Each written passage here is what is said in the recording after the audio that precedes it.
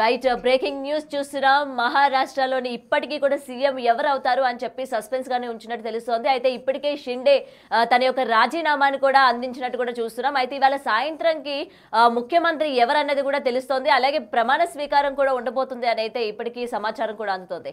అయితే ఎందుకని ఇంత గోప్యంగా ఉంచారు, ఎవరు అయితే చూడాలి అనుకుంటున్నారు, అసలు ఎవరు సీఎం అవుతారు అని చెప్పి కూడా ఇప్పటికీ సస్పెన్స్ లోనే పెట్టినట్టు కూడా క్లియర్ గా కనిపిస్తోంది.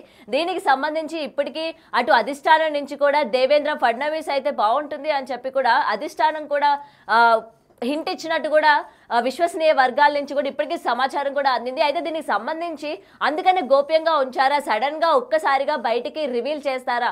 ఎందుకంటే ఎప్పుడు మనం చూసాం సీఎం అధిష్టానాన్ని స్వీకరించే ముందే సీఎం ని వెల్లడిస్తారు. అండ్ ప్రమాణ స్వీకారానికి వెళ్లే ముందే మనకి సీఎం ఎవరన్నది కూడా తెలుస్తుంది. ఎందుకంటే మరి ఇక్కడ ఎందుకని ఇంత గోప్యంగా ఉంచారు, ఇందుకు గల కారణాలు ఏంటి, అసలు సీఎం ఎవరు అవుతున్నారు ఏంటి అన్న విషయాలు క్లియర్ గా తెలుసుకుందాం. మా ప్రతినిధి శివ ఉన్నారు. శివ,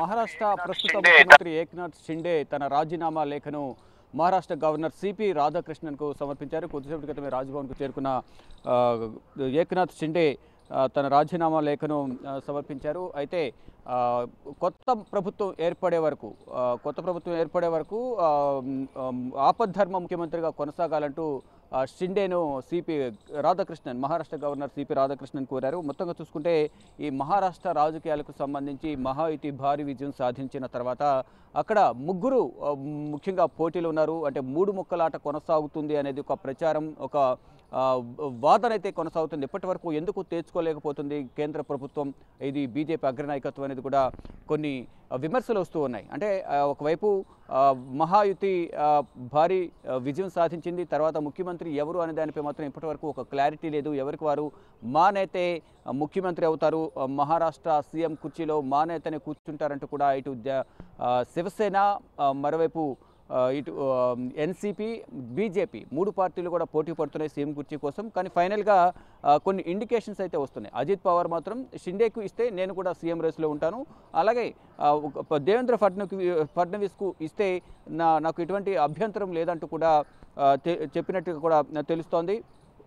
మొత్తంగా చూసుకుంటే ఏదైతే మహారాష్ట్ర ముఖ్యమంత్రి పీఠం ఎవరికి దక్కబోతుంది అనేది కూడా పలు ఊహాగానాలు వ్యక్తమవుతున్నాయి. ఇక అధిష్టానం నిర్ణయం తీసుకోవాల్సి ఉంటుంది. ఇవాళతో మహారాష్ట్ర అసెంబ్లీ గడువు కూడా ముగియబోతున్న నేపథ్యంలో ఈరోజు కొద్దిసేపటి క్రితమే మహారాష్ట్ర గవర్నర్కు సిపి రాధాకృష్ణన్కు ప్రస్తుత సీఎం ఏక్నాథ్ షిండే తన రాజీనామా లేఖను సమర్పించిన తర్వాత ఇటు షిండేను కూడా కొత్త ప్రభుత్వం ఏర్పడే వరకు ఆపద్ధర్మ ముఖ్యమంత్రిగా కొనసాగాలంటూ ఇటు సిపి రాధాకృష్ణన్ కోరినట్లుగా తెలుస్తోంది. ఇక మహారాష్ట్ర ముఖ్యమంత్రి ఎవరు, నెక్స్ట్ ప్రమాణ స్వీకారం ఎప్పుడు చేస్తారనేది అధికారిక ప్రకటన అనేది బీజేపీ నాయకత్వం చేయాల్సి ఉంది. గౌతమి, అసలు ఎందుకని ఇంత సస్పెన్స్ లో పెట్టడానికి గల కారణం ఏంటి?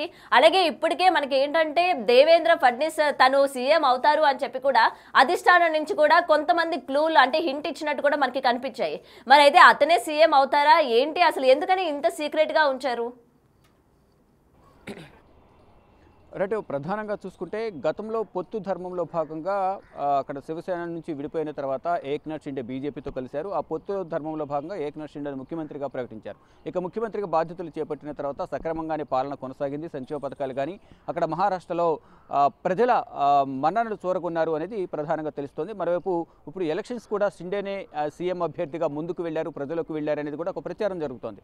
కానీ ఇప్పుడు మొత్తం 149 స్థానాల్లో 133 స్థానాల్లో బీజేపీ విజయం సాధించింది. సింగిల్ లార్జెస్ట్ పార్టీగా ముందంజలో ఉంది కాబట్టి బీజేపీకే ఈసారి ముఖ్యమంత్రి పదవి ఇవ్వాలి అనేది ఒక వాదన వినిపిస్తుంది.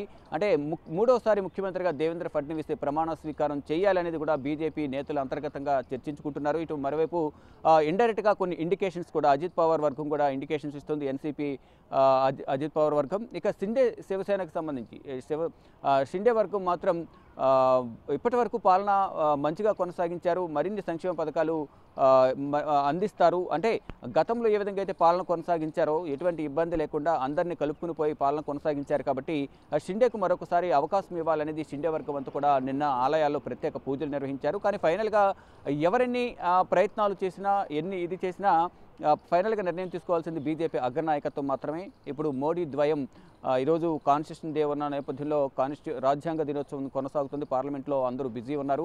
నిన్న దేవేంద్ర ఫడ్నవీస్ ఢిల్లీ వచ్చారు. ఇటు ఓం బిర్లా, స్పీకర్ ఓం బిర్లా కుమార్తె వివాహ రిసెప్షన్ కార్యక్రమానికి హాజరయ్యారు. మరోవైపు షిండే అలాగే అజిత్ పవార్ కూడా హాజరై రిటర్న్ వెళ్ళిపోయి కొద్దిసేపటి క్రితమే తన రాజీనామా లేఖను షిండే గవర్నర్కు సమర్పించారు. ఇక ముఖ్యమంత్రి ఎవరు అనే దానిపై మాత్రం ఫలితాలు వెలువడిన డే 1 నుంచి కూడా కొన్ని ఊహాగానాలు అయితే వ్యక్తమవుతున్నాయి. ఇక ప్రధాన పోటీ అనేది షిండే, దేవేంద్ర ఫడ్నవీస్ వీరిద్దరి మధ్య ఉంది. ఒకవేళ ముఖ్యమంత్రి పదవి ఎవరికి ఇస్తారు, ఉప ముఖ్యమంత్రి పదవి ఎవరికి ఇస్తారనేది కూడా చూడాల్సి ఉంది. ఒకవేళ ముఖ్యమంత్రి పదవి దేవేంద్ర ఫడ్నవీస్కు ఇస్తే షిండే అలాగే అజిత్ పవార్ ఉప ముఖ్యమంత్రులకు కొనసాగుతారు. ఇక మంత్రివర్గంలో వారి వర్గానికి సంబంధించి సముచిత ప్రాధాన్యత ఇస్తారు. అందరికీ సముచిత ప్రాధాన్యం ఇస్తామనేది ఫలితాలు వెలువడిన వెంటనే ఇటు ముగ్గురుకి కూడా కీలకంగా ఉన్న షిండే కానీ, అజిత్ పవార్, దేవేంద్ర ఫడ్నవీస్ వీరి ముగ్గురికి కూడా హోంమంత్రి ఫోన్ చేసి వారికి అభినందనలు తెలిపారు. ముఖ్యమంత్రి పదవి గురించి ఎక్కడ కూడా బహిరంగంగా ఎటువంటి వ్యాఖ్యలు చేయొద్దంటూ కూడా వారికి సూచించారు. ఈ నేపథ్యంలో ఎవరు కూడా బయటికి బాహటంగా మాట్లాడిన పరిస్థితి లేదు. కానీ అంతర్గతంగా చర్చించుకుంటారని ముఖ్యమంత్రి రేసులో మేము కూడా ఉన్నామని. కానీ ఫైనల్గా